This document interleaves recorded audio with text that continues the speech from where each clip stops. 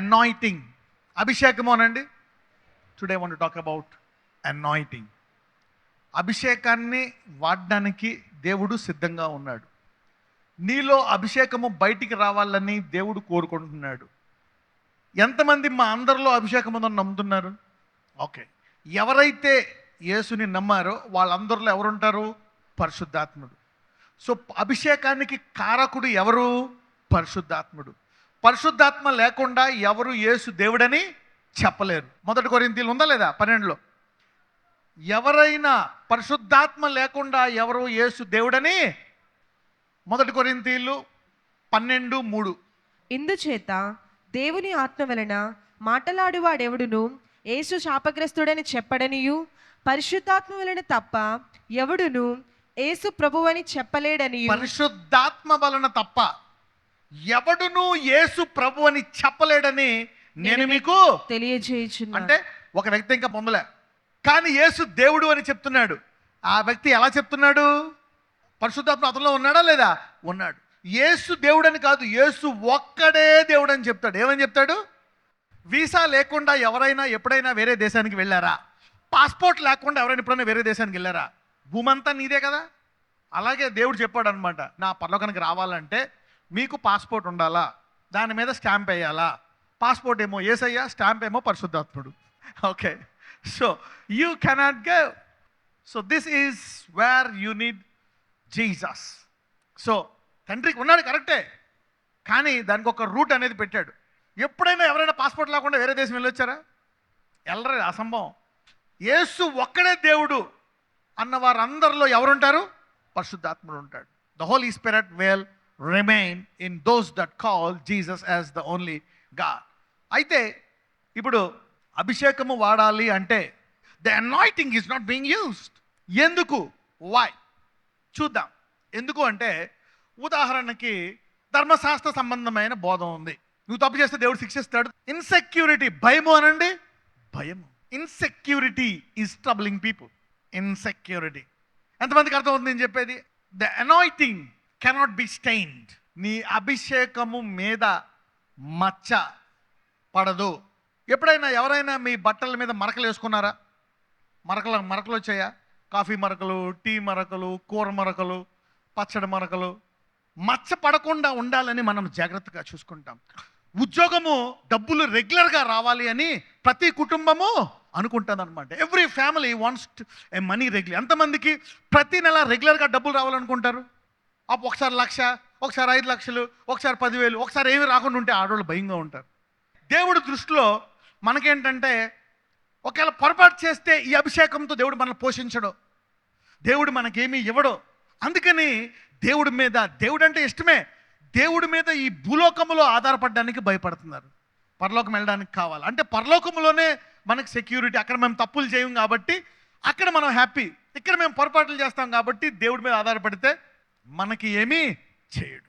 కానీ దేవుడు ప్రార్థనలో ఏం చెప్పాడు? నీ చిత్తం పరలోకం చోట్ల భూమి యందు. అంటే పరలోకం యొక్క అనుభవం ఎక్కడ ఉండాలి? నీకు ఇక్కడే ఉండాలా? మరి నువ్వు తప్పులు చేస్తే ఎలాగా? మరి నీ తల్లి ఇస్తుంది, నీ తండ్రి చూడండి, తల్లిదండ్రులు వాడు ఎన్ని పొరపాట్లు చేసినా వాడిని కొడతారు, తిడతారు, వేళ్ళు ఏడుస్తారు, వేళ్ళు బాధపడతారు, కానీ తిండి పెడతారా? పెడతారు. మంచి బట్టలు కొంటారు. ఈరోజు నీకు ఏసీ కట్ అంటారా? ఫ్యాన్ కట్ అంటారా? ఏమీ కట్ చేయరు. పోనీ ఈరోజు కారులో బస్సులో రమ్మంటారా? కారులోనే తీసుకెళ్తారు. అసలు లైఫ్ స్టైల్లో మార్పు ఉంటుందా? ఉండదు. ఈరోజు అభిషేకం ఎలా వాడాలో చెప్తాను. అయితే మొదటి మాట రాసుకోండి, నీ అభిషేకము మీద మచ్చపడదు. Your anointing cannot be stained. Your anointing cannot be stopped. మొదటిది ఏంటి? నీ అభిషేకము మీద మచ్చలు పడవు. ఎవరైనా మచ్చపడ్డ చీరలు కొంటారా? మరకలు పడ్డ చీరలు కొనరు, వద్దు. రెండవది, నీ అభిషేకమును ఎవరు ఆపలేరు. Your anointing cannot be stain. Your anointing is unstoppable. మూడవది, నీ అభిషేకము నిద్రపోదు. Your anointing cannot sleep. అంటే అర్థము, నీ అభిషేకం ఎప్పుడు పనిచేస్తూనే ఉంటుంది. ఏం భయపడతాం మనము ఒకవేళ పొరపాటు చేస్తే మన అభిషేకం పని చేయదేమో అనుకోండి. నువ్వు పని చేసినా పని చేయకపోయినా ఏమొస్తాయి? పని చేస్తూనే ఉంటుంది. ఇజ్రాయేలు దేవుడు కునుకడు, ఆయన ఆత్మ నిద్రపోదు. నువ్వు పడుకున్నది పని చేస్తూ ఉంటుంది.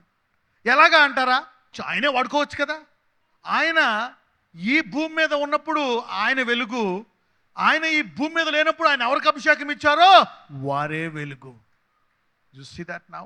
అంటే ఆయన the anointing will work. The anointing. ఎంతమందిని దీన్ని మీ జీవితంలో వాడుకుందాం అనుకుంటున్నారు గొప్పగా? Use it mightily. నీకు ఆర్థికంగా సమృద్ధిలో అయితే ఎక్కడ భయం వేస్తుంది అంటే, నేను పొరపాటు చేస్తే ఇది పనిచేస్తుందా, పని చేయదు. తల్లి అందరూ పనిచేస్తుంది కానీ వాళ్ళ దగ్గర దాచేయచ్చు, తప్పులు కప్పెట్టేయచ్చు, కానీ దేవుడి దగ్గర కప్పెట్టలేము, ఆగిపోతుంది. అందుకనే ఎవ్వరూ ముందుకు రావట్లేదు. సో దీనివల్ల అన్ని రకాల్లో ఆగిపోతున్నారు. శాంసన్, ఎంతమందికి సంసోను తెలుసు? ఆల్రైట్. ఎంతమందికి సంసోన్ మీద అభిషేకం ఉందని తెలుసు? ఓకే. మానోవా, ఆయన భార్య వద్దకు దూత వచ్చి ఫిలిస్తీన్ల నుంచి ఇజ్రాయెల్ని విడిపించడానికి, ఫిలిస్తీన్ని నాశనం చేయడానికి దేవుడు నీ కడుపులో ఒక బిడ్డను పెడుతున్నాడు. వాళ్ళు వృద్ధులు, పిల్లలు లేరు చాలా కాలం నుంచి. ఇప్పుడు ఈ సంసోనికి ఎప్పుడైతే ఫిలిస్తీన్ నుంచి విడిపించాలి అని ఒక ప్రణాళిక దేవుడు చెప్పినా, వాళ్ళ అమ్మయ్య దూత మళ్ళా వస్తే బాగుండు, దూత మళ్ళా వచ్చి మాకు చెప్తే ఏం చెప్పాలా, ఎలా పెంచాలా అంటే మళ్ళీ ప్రేయర్ చేస్తే మళ్ళీ దూత వస్తుంది. మళ్ళీ దూత వచ్చి, ఇదిగో ఈ బిడ్డ తల మీద క్షవరము వేయకూడదు, ఈ బిడ్డకు మీరు మత్తు కలిపిన ద్రాక్షారసము తాగించకూడదు, ఈ బిడ్డను మీరు జాగ్రత్తగా పెంచాలా అని వాళ్ళ తల్లి. ప్రభు ఎందుకు, దేనికోసము? ఫిలిస్తీన్ల నుండి విడిపించడానికి. కానీ ఫిలిస్తీన్లు భయంకరమైన, ఎవరైనా ఇజ్రాయేలీలు లేస్తే ఏం చేస్తున్నారు? చంపేస్తున్నారు, కొట్టేస్తున్నారు, జైలు వేసేస్తున్నారు. కానీ సంసోన్ని అలా పెంచారు 18 ఏళ్ళు 20. కానీ వాళ్ళు ఆ బిడ్డకు అతని గురి చెప్పట్లే. అరే ఈ ఫిలిస్తీన్ని ఎందుకంటే ఫిలిస్తీన్లు ఒకవేళ ఈ వాళ్ళతో దెబ్బలాట పెట్టుకుంటే చంపేస్తారేమో, గొడవలు అయిపోతాయేమో, భయము. ఏ తల్లి తండ్రి దేవుడు వాగ్దానం ఇచ్చిన భయం. అమ్మో, చాలామందికి అందుకే సేవ అంటే భయం. అదే తల్లిదండ్రులు పంపించట్లేదు. కానీ అతను పుట్టింది దేని కొరకు? గురు కొరకు. కానీ భయం విడిపించట్లే. నో. మరియది కూడా అదే పరిస్థితి. ఒకవేళ ఎలిజబెత్ కడుపులో నుంచి ఒక మాట చెప్తుంది మరియకి, నీ గుండెల్లోండి ఒక ఖడ్గము ఎవరైనా చదివారా ఇది? నీ గుండెల్లోంచి ఒక ఖడ్గం దూసుకెళ్ళిపోతుంది అంటే ఆమెకు అర్థం కాదు. అంటే ఏంటి? నీ ప్రియ కుమారుడు చంపబడతాడు. కానీ యేసయ్యకి అయితే 12 ఏళ్ళ నుంచే తెలుసు అతను పని ఏంటో. అందుకే 12 ఏళ్ళకే వాళ్ళ చేతిలో తప్పించుకొని అక్కడికి వెళ్ళిపోయి ఏమంటాడు? మీకు తెలీదా నేను నా తండ్రి పనిలో ఉన్నానని? అరే వీళ్ళకో మాట చెప్పాలి కదా, నీ సొంత తల్లిదండ్రులు పెంచుతున్నారు కదా. అంటే ఏంటి? నీ తండ్రి పని తెలిసిన తర్వాత నీ తల్లిదండ్రులు కూడా సెకండరీయే. వాళ్ళ అపోజిషన్ కూడా పనిచేయదు. గౌరవించాలా, వాళ్ళని ప్రేమించాలా. కానీ వాళ్ళు ఒకవేళ చెప్పారనుకో, వాళ్ళు ఒప్పుకుంటారా? ఒప్పుకోరు. ఏంటి 12 ఏళ్ళకే నీకు? 12 ఏళ్ళకే వాక్యం చెప్తావా? 12 ఏళ్ళకే వద్దు, పెద్ద అయ్యి 25 ఏళ్ళ తర్వాత. అయితే యేసు ప్రభు వారు మరి తన పనిని తను గుర్తించి తన వెళ్ళిపోయాడు. ఇక్కడ సంసోను చెప్పలేదు. మరి యేసు ప్రభు వారికి పరిశుద్ధాత్ముడు బోధించాడు, ఆయన నేర్చుకున్నాడు కాబట్టి ఆయన పని చేసేసాడు. శిష్యులకు చెప్తున్నాడు, నేను వెళ్ళిపోతున్నాను, నా టైం వచ్చేసింది. పేతురు అంటాడు, ఎక్కడికి వెళ్ళిపోతావు నువ్వు? అది నీకు దూరమవును కాక అని గద్దిస్తాడు. ఇంక ఈ లెక్కన సొంతంగా చెప్తే ఏమనుందా? వద్దున ఆయన అలా అనక అంటారు Mariya. They would have locked Jesus. Peter was trying to stop Jesus. వద్దు, నువ్వు చెప్పడానికి వీల్లేదు, నువ్వు ఉండాలా, ఎవడొస్తాడో చూస్తా. యు సీ దట్ ఇన్సెక్యూరిటీ అనండి. ప్రతి మనిషిలో అభిషేకము వాడబడకుండా ఉండడానికి 2 కారణాలు. నీ అభిషేకం మీద మచ్చపడదంట. నీ అభిషేకాన్ని ఎవరో ఆపలేరు. నీ అభిషేకము నిద్ర పోదు. ఎంతమందికి 3 అర్థమయ్యాయి? ఓకే. మరి ఇటువంటి అభిషేకాన్ని పెట్టుకొని వాడుకోకుండా ఉండడానికి గల కారణం 2 ఇంగ్లీష్లో చెప్తాను. Insecurity and inferiority. ఈ 2 మూల కారణాలు. Insecurity and inferiority. ఇన్సెక్యూరిటీ అంటే భయం. అయ్య బాబోయ్ వాళ్ళు ఏమంటారు, వీళ్ళు ఏమనుకుంటారు, వీళ్ళు ఒప్పుకోకపోతే, వీళ్ళు తిడితే, వీళ్ళు ఏమన్నా చేస్తే, వీళ్ళు కొడితే భయం. ఇన్ఫీరియారిటీ అంటే ఏంటి? వాళ్ళని వాళ్ళు తక్కువగా చూసుకొనుట. ఇంత గొప్ప దేవుడు ఎమాన్యుయల్. ఎంతమందికి తెలుసు ఎమాన్యుయల్ అంటే? ఎమాన్యుయల్ అనే పదానికి అర్థం ఏంటి? దేవుడు మనకి తోడుగా ఉన్నాడు. చూడండి, ఇన్ఫీరియారిటీ అంటే ఒక మాట సంఖ్యాకాండంలో ఒక మాట ఉంటుంది. ఆయన 2 ఉంటారు, యెహోషువ కాలేబేమో. ఈ 7 దేశాలు గొప్పోళ్ళు కూడా మనకు ఆహారం, ఒకేసారి మనం వాళ్ళని జయించవచ్చు అని వీళ్ళకి ఉంటే, వీళ్ళు ఏం చేస్తారు? మిగిలిన వాళ్ళు ఉన్నత దేహులు, మేము వారి దగ్గర మిడతల వల్ల ఉన్నాము, మా కళ్ళల్లో కూడా మేము మిడతల వల్ల ఉన్నాం. సంఖ్యాకాండం 13 Numbers in their own eyes they saw themselves as grasshoppers అని ఉంటుంది. సంఖ్యాకాండం 13 దేవుడు ఏం చేశాడు? నేను మీకు తోడుగా ఉన్నాను, మీరు వెళ్ళి ఆ దేశాన్ని స్వాధీనపరచుకోండి అంటున్నాడు. అంటే అక్కడ దేవుడికి తెలుసు వీళ్ళు ఒక అడుగు వేస్తారా ఇరా, ఆయన చేసేస్తాడు. కానీ వీళ్ళు నన్ను నమ్మి వెళ్తారా వెళ్ళరా అని చూస్తున్నాడు. నన్ను నమ్మి కత్తి పట్టుకొని వెళ్తారా వెళ్ళరా. అందుకని ఈ తరం వారు ఎవరు వెళ్ళలే.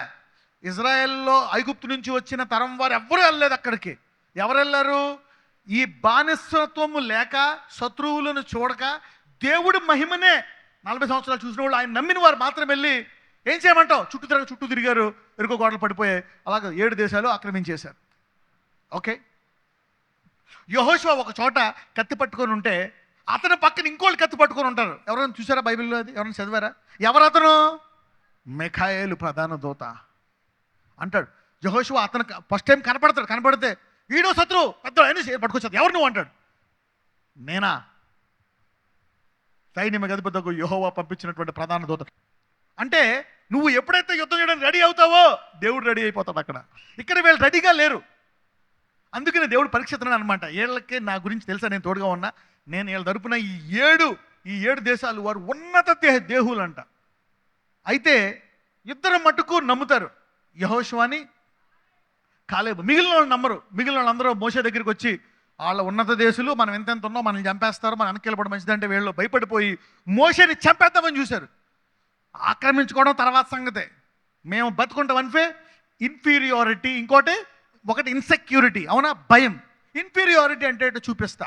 అప్పుడు వీళ్ళు ఏమంటారంటే, వీళ్ళు చెప్పిన సమాచారము చదవండి. సంఖ్యాకాండము 13:33 చదవమ్మా. అక్కడ నెఫీలీయుల సంబంధులైన అనాకు వంశపు నెఫీలీయులను చూచితిమి. మా దృష్టికి మేము మిడతల వలె ఉంటిమి, వారి దృష్టికి అట్లే ఉంటిమనిరి. వాళ్ళంట అనాకు సంపన్నులైన నెఫీలీయులంట, ఉన్నత దేహులు. ఒకసారి 25 నుంచి చదువుదాం. ఓకే. వారు 40 దినములు ఆ దేశమును సంచరించి చూచి తిరిగి వచ్చిరి.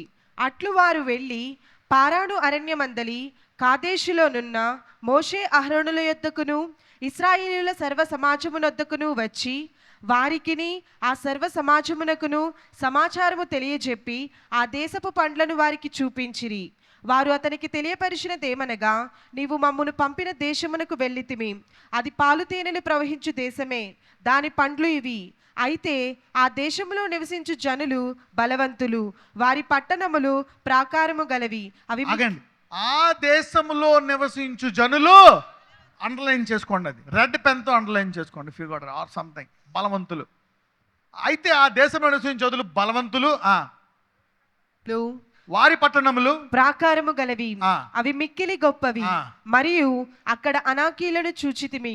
అమాలేకీయులు దక్షిణ దేశములో నివసించుచున్నారు. హిత్తీయులు, యోబుసీయులు, అమోరీయులు కొండ దేశములో నివసించుచున్నారు. కానానీయులు సముద్రమునొద్దను యోర్దాను నదీ ప్రాంతములలోను నివసించుచున్నారని చెప్పిరి. కాలేబు మోషే ఎదుట జనులను నిమ్మలపరిచి, మనము నిశ్చయముగా వెళ్ళుదము, దాన్ని స్వాధీనపరుచుకొందుము, దాన్ని జయించుటకు మన శక్తి చాలుననెను.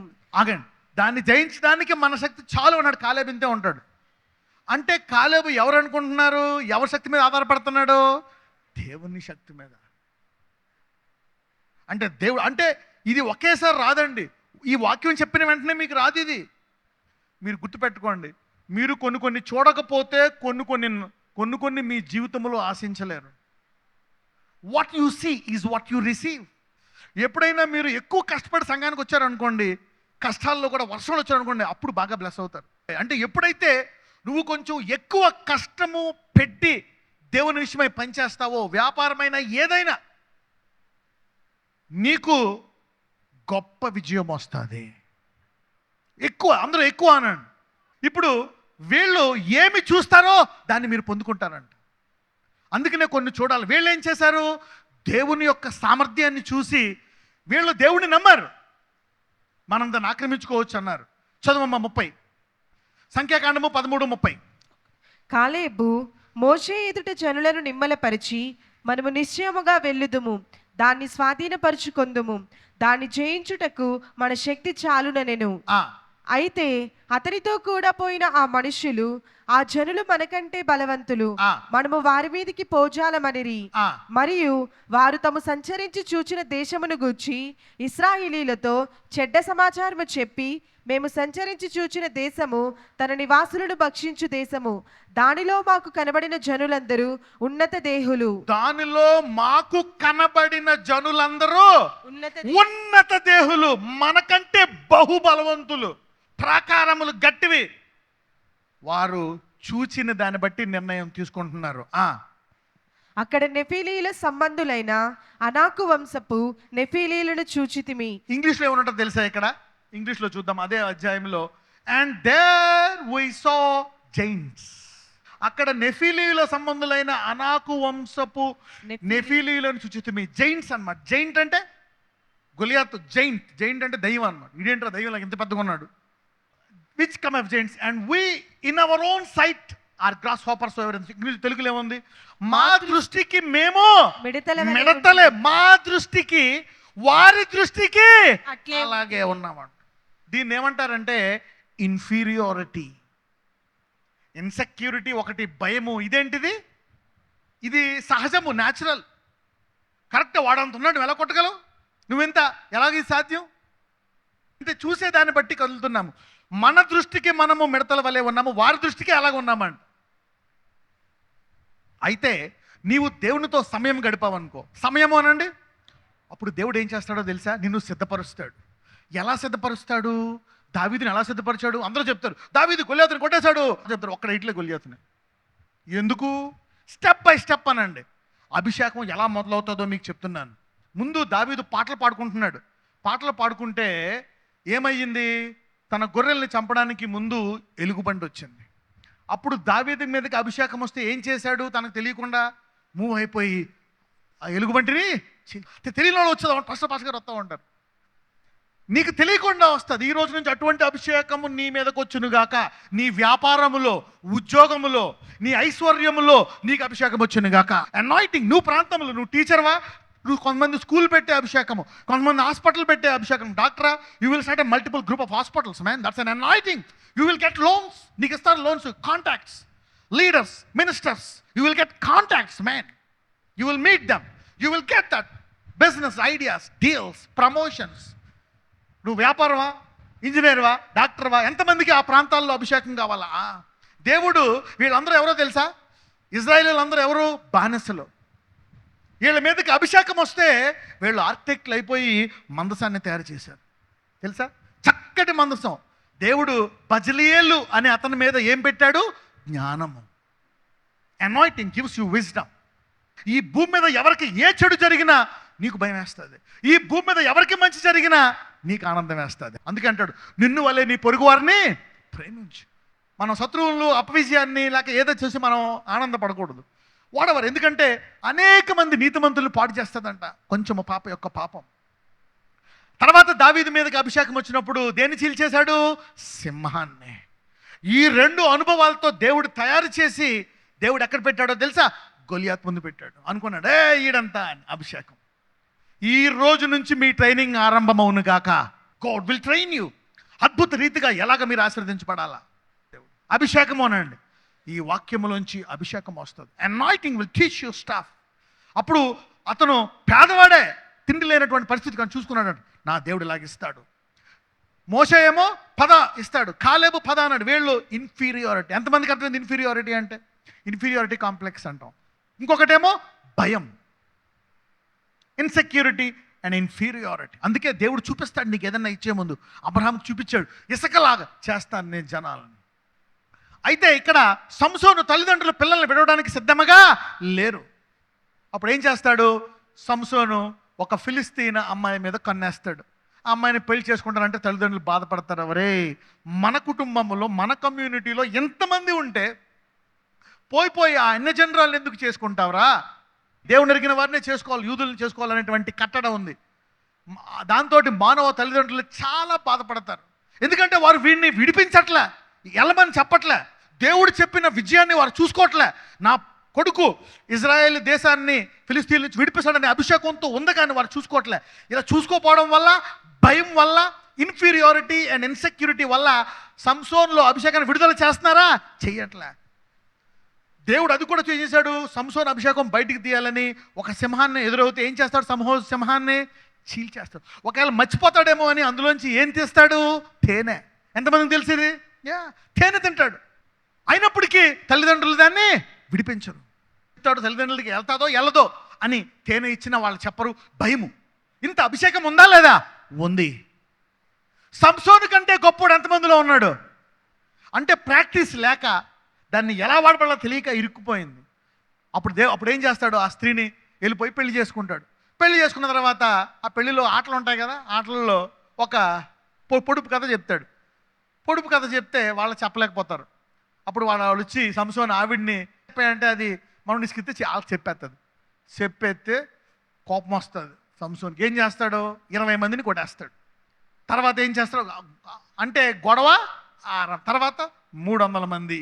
తర్వాత ఇక ఆ గొడవల్లో భార్య వెళ్ళిపోతుంది. డెలీలా చేతిలో పడతాడు. డెలీలా చేతిలో పడ్డ తర్వాత కూడా సంసోన్ అభిషేకం పనిచేస్తుందా? చేయట్లేదా?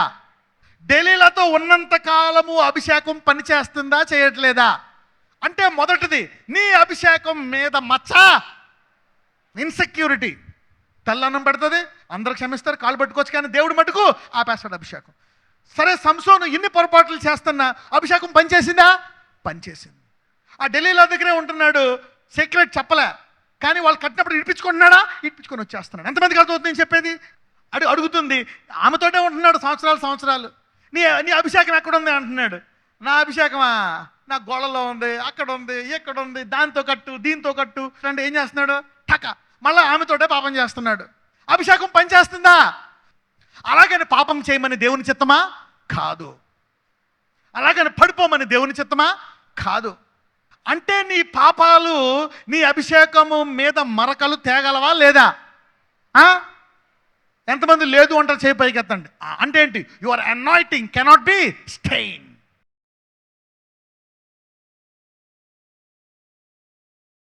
నజరేయుడైన యేసయ్యా, నీవు పౌలు అభిషేకాన్ని బట్టలోకి పంపించావు నాయన. ఈరోజు మాకు 3 విషయాలు చెప్పావు. నీ అభిషేకం మీద మచ్చపడదు. నీ అభిషేకాన్ని ఎవరు ఆపలేరు. నీ అభిషేకము నిద్రపోదు. ఒకవేళ మేము పొరపాటు చేసి పడిపోయిన, ఒకవేళ భయంతో చాలామంది నీ అభిషేకాన్ని వాడుకోవట్లేదు.